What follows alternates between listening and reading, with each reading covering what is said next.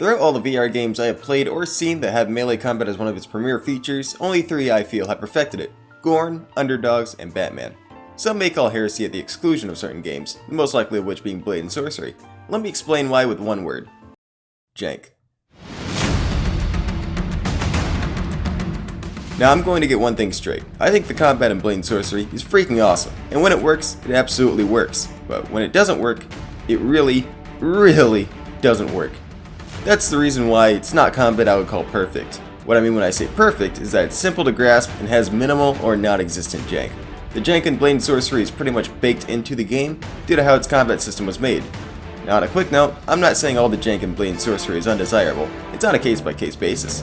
Sometimes that little bit of unpredictability can do wonders in keeping the game experience from being stale, but more often than not this works against you and what you're trying to do to look cool while you fight. Back on track, said combat works through what I call a baked animation system, which is what I feel to be the thing that holds back the combat from being perfect. Now what exactly do I mean by baked in animation? I mean the way your enemy's attack is completely predetermined and undynamic. They have a certain list of attacks to choose from, and once they choose it they are locked into a rigid animation until it either ends or is interrupted.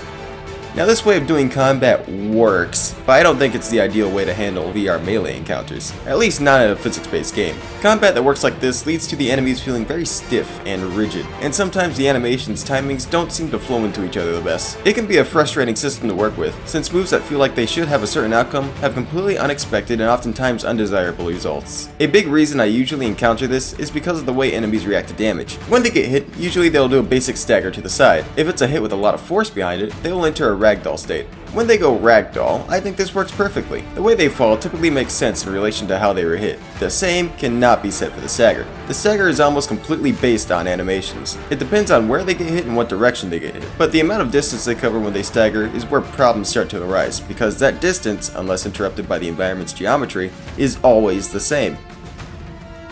This problem is admittedly a small one, almost nitpick levels, but this is what kind of leads to the combat feeling relatively stiff. Sometimes when you hit an enemy, their stagger distance doesn't always seem to fit the ferocity or the tameness of an attack. This can cause you to awkwardly misjudge or whiff a follow-up attack because the distance they moved isn't what you'd naturally expect. This problem is not present in the next few games I'll talk about.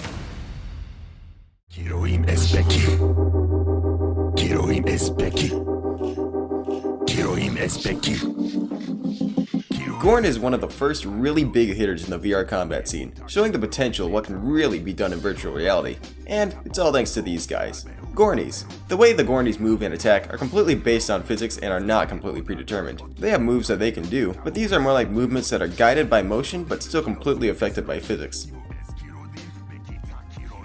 I call this guided animation, and it's what I feel is the greatest way to do VR physics-based combat.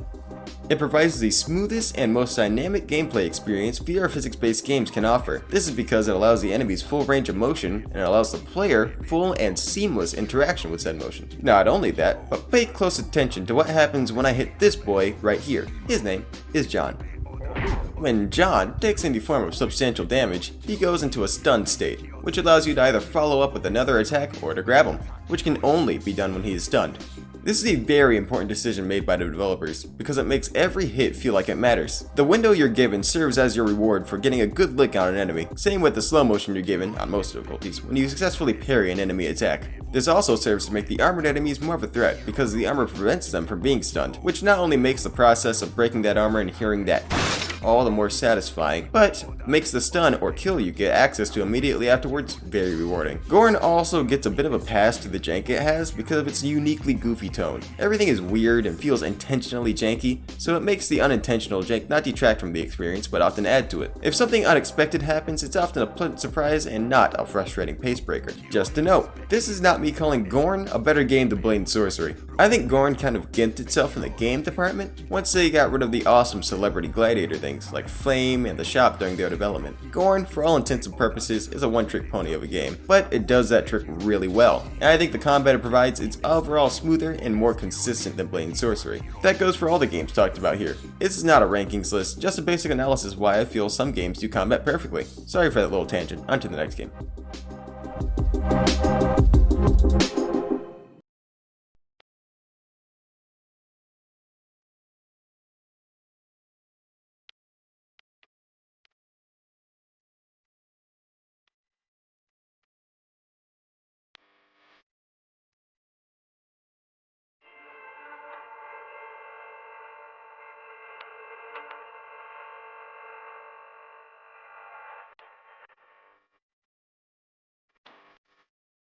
Underdogs is a game that shares quite a bit in common with Gorn, using many of the same design principles. The way you move, the way enemies attack, and importance on movement for the system to work as intended. It also happens to be one of my favorite VR games ever, with an incredible sense of style, identity, weight, and power. The enemies move in an interesting way. It's like they glide across the ground and their legs just move accordingly. The way these enemies attack is also very simple. A small choreograph, then an attack, much like Gorn. When hit, they don't immediately go into a stun state or go immobile unless they are airborne during or after getting hit, or you're using a specific type of weapon. Instead, once they are hit, they instantly drop whatever they're doing, and the kinetic energy from your attack has them organically stagger, which is the usual window in this game for a follow-up attack. The same thing applies to Blade and Sorcery, but the key difference here is the organic part. You see, the way the enemies stagger ties directly into the way they move normally. Once you hit them, they basically just go into the regular movement again. The stagger effect being gained by the amount of power and which direction you put into your attack being carried by said movement. When they get really damaged or punched out of the air, the enemy robots go stiff, allowing you to do whatever you want to them without the possibility of your actions being interrupted by unexpected movement, since they only get up after a period of time of being undamaged. While the system is simple, its simplicity allows it to have consistency, which makes it incredibly reliable, allowing you to plan your counterattacks and execute them knowing they're going to work, which always feels good. And it's great to have that reliability when you're surrounded by multiple enemies at a given time. However, the biggest thing that makes the combat feel fresh every time you play, despite somewhat basic enemies, is you. The game is unique in that you're controlling a body that isn't your actual body. It's a mech, which allows the physics of the world to interact with you just as they would the enemies, meaning you're all playing by the same rules instead of you being disconnected on the basis of being the player. The movement mechanics for you within the game are not only for locomotion, but for attacking too. The more speed you have built up and the more appropriate wind up and follow through you put into your attacks, the more damage they will do, and the more your enemies will fly. Couple this with a plethora of weapons, add-ons, upgrades, modifiers, enemy types, and ways for you to attack, and you have a combat system that maintains reliability and consistency, while at the same time feeling different every run you do. I saw a YouTube comment on a video of this game that describes the feeling of being you get within it perfectly. Underdogs is like Pacific Rim. Every other VR game is like Pacific Rim Uprising.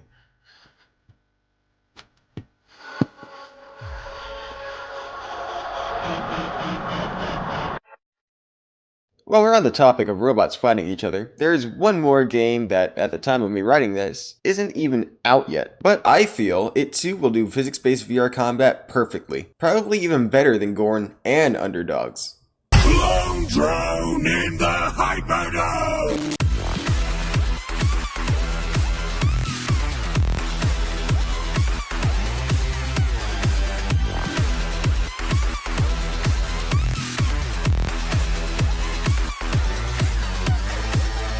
Now I've been following the development of this game for about 2 years, basically since its conception. I'm a massive fan of the original Clone Drone, which I also was following since its early development. And throughout the development footage we've been shown, we can see how they just keep improving the weapons, gameplay, visuals, and especially the enemy AI. And I'm not just referring to how some enemies can be very smart and will easily cut you into metallic ribbons if you give them the chance. I mean how the AI acts and reacts to what you do. Main point, the combat. It looks awesome. The enemies move in a way that's like a mixture of Gorn and Underdogs. The enemies themselves, most of them at least, seem to glide around the area with their legs moving accordingly, much like Underdogs. The only difference being that their upper body moves independently and leads toward the expected natural direction whenever they move. This includes when they attack, which is also a motion captured animation that seems to guide their movements, allowing them to still be affected by outside factors that can influence their movement while they're in this state. The thing I want to focus on here is how the player will react and retaliate to these acts. A block. Not just a regular stop the initial attack so that the enemy can go on to the next one block. This is a clash. A real Star Wars type laser sword altercation. And there are many ways this clash can go, which are all up to you. You can just do a regular block, in which the enemy will eventually disengage and repost. Or you can push their attack away or redirect it, allowing an opening for you to cut them down. Fun fact, this is the only VR game that I've seen you be able to successfully do this maneuver. You have no idea how long I've been wanting to recreate that. Through my understanding of the mechanics and the footage I've currently seen, I'm pretty sure you can also parry their attacks where you basically attack their weapon, causing them to stagger and allowing you a nice window for a nice cut. Hell, you could forego the block altogether and try your luck at dodging the attack to get your own hit in. Speaking of which, I want to talk about what happens when you hit an enemy. These swords won't just put a decal on your enemy and have him move a bit in response, but ultimately walk it off. No. These things do damage. They will instantly cut through any metal they touch, and once they touch an opponent, they react. Their heads will fly back, their arms might start flailing, their weapon will be out of position, their bodies will start facing away from you. They'll try to back away and counterattack. They might use the momentum from taking damage into their own attack. If they lose an arm, they'll try using the other one. If they lose a leg, they'll no doubt start hopping. If their weapon is broken, they'll do this motion, which I love just so much, it's so awesome! There is so much more stuff with this game, and I want to make a video on it alone when it comes out after a month or so of me writing this. If you want to learn more about it, I highly recommend going to Doborogg's YouTube channel, or TikTok I guess, and looking at the shorts on it. You will not regret it.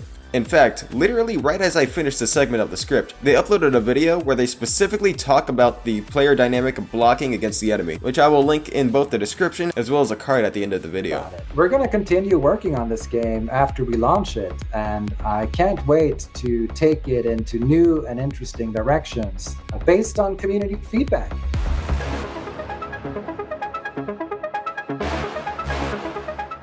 Now, physics-based combat is generally what we think of for VR, but there is a method which I generally disregarded as inferior before I had some sense slapped into me by a certain Batman.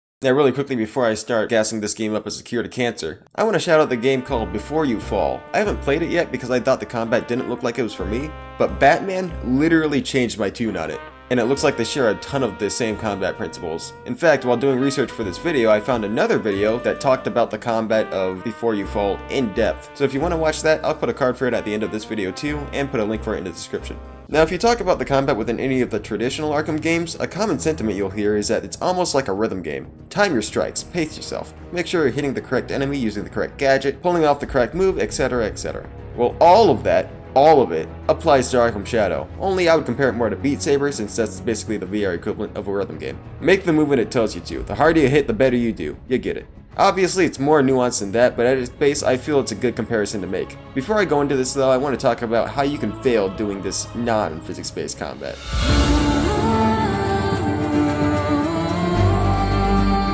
Now, Assassin's Creed Nexus is a game I really like. I think it does a great job with the parkour, the stealth, the environments, the characters, just not the combat. Except for Connor, because Connor is perfect. The one fatal flaw I feel this combat makes is the lack of control you as the player has in it. You can initiate an encounter, sure, but you can't be as aggressive as you feel you really should be. You have a dash attack which can break an enemy's guard, but beyond that and throwing weapons, you barely have any control of the combat, such as when an enemy breaks out of your combo, or when they're open for a quick hidden blade stab, or which enemy you're attacking at a given time. The lock-on is very hit or miss. It definitely does not give you the feeling of being the master assassins this game has you play as. Except Connor, because you can throw his tomahawk, and Connor is perfect. It's not outrageously bad or anything, but it just isn't something I would necessarily call good. Now, this could very well be a skill issue on my part. The game clearly doesn't want you to be extremely aggressive all the time, so fighting enemies extremely aggressively is actively going against the game's systems. Doesn't excuse how clunky the combat feels, especially when you're forced into it and stealth or running away is no longer an option. But it is a point that should be considered. Now back to Batman. If you haven't played this game yet and are considering picking it up, I want you to get one thing straight. In this game, you're not playing as yourself playing as Batman. You are playing as Batman, and it will make you fight like Batman. Your enemies are mere obstacles. You decide the tempo of the fight. You decide when to strike. You have all the initiative. Once you get into a flow state, you are the Batman. This game absolutely achieves what it set out to do, which is make you be the Bat. Your movement isn't bound by walk speed because Batman doesn't walk across a room, he punches across the room. The combos you need to do, save for the beatdown and the ground takedown, are the perfect length, short and sweet, but you have to pay attention to how you attack or else you're going to drop often. The combo will change depending on your distance from the enemy, and if the enemy has one more beatdown in them, or if the enemy is just the last one in the group.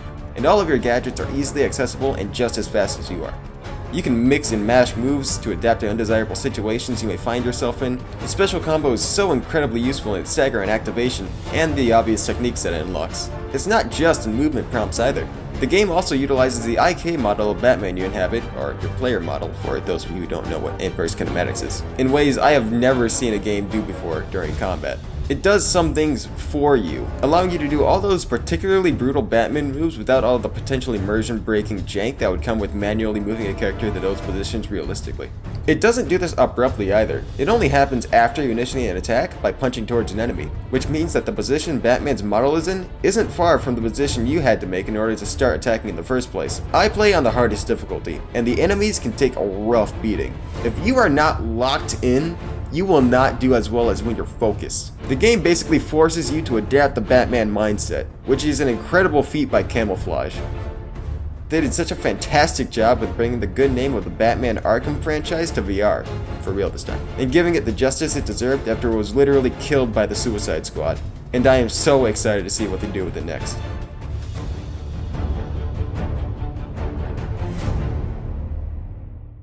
VR is still a relatively young medium for video games. So young, in fact, that people are still under the delusion that it's nothing but a gimmick. If you were still thinking that before watching this video, I hope that seeing the footage I used here changed your mind at least a little bit. It makes sense that the mechanics for something so intimate such as melee battles, where a person who can make a nearly infinite amount of movements has to be accounted for in order for the enemies to react accordingly, won't be figured out immediately. So far, of course, I think the two best ways to achieve this interaction successfully are having the movements of the enemies be guided by motion instead of locked animations. Or alternatively, just don't use physics in your combat at all, but allow the player to keep the initiative and the control of fights. Allowing the player to move at their own pace instead of needing to wait for the enemies to finish a combo before they even have the chance to attack. VR seems to be hitting its greatest stride ever this year. In fact, almost every game I covered here either got its official release or is going to get released in the year of 2024. And this is just the beginning, the baby steps. I still don't think we're anywhere near the cap of how incredible VR combat can be, and I'm extremely excited to see the result of that cap being neared, or even quite possibly reached. Hey, post-editing and recording BG here. Thank you so much for watching the video, I really appreciate it as a small creator. Did you know that you could have seen all the parts of my video early if you went to my second channel, newly made, called BG Bits? As my videos get longer to make, I'll be uploading the individual segments to this channel so that you can watch them and give feedback on them so I can change them before I actually release the final product on this channel. Uploads on there should be a lot more frequent, but probably a lot lower quality overall. Not only does it give another way for people to find me, it also gives you guys a way to interact with the content I make. So I hope you check that out when I start making the next video. Remember Clone Drone and the Hyperdome that I talked about a couple minutes ago? Yeah, they just got a pretty beefy update, and it's only a week in. In fact, that's where I got the art for Blink from, for the thumbnail. So yeah, that's very convenient timing. In celebration of their breakneck pace and as an apology for not getting this video out much earlier, I will be giving away one free copy of Clone Drone and the Hyperdome, courtesy of a gift card I won from a giveaway thanks to Sin Studio, the creators of Swordsman VR, Guardians of Realms, and Battlegrounds. So if you feel like it, check those games out too. I didn't talk about them here because I haven't played Battlegrounds much, and I love Guardian of Realms. Doesn't have combat I would call perfect. Back on topic, how do you enter this giveaway? Well, it's simply email this email, burninggodzilla2042@gmail.com, your Steam username or Meta username, and I'll just gift it to whoever wins by random chance. I'll let the winner know if they win, so just keep an eye out on your email. If you email me, I'll get back to them in probably the next week or so. I might even give it out to multiple people if I'm feeling a bit goofy. No subscribing, no liking, nothing like that's needed. As long as you made it to the end of the video, I feel like that deserves a bit of compensation. Next video will be a full review of Clone Drone and the Hyperdome, so keep an eye out on BG Bits for when those segments start coming out. And I'll see you guys, whenever I feel disciplined enough to start working again. This is the largest project I've ever worked on, and I've actually finished, so I'm very proud of it. Have a great day, make someone laugh, be entertaining.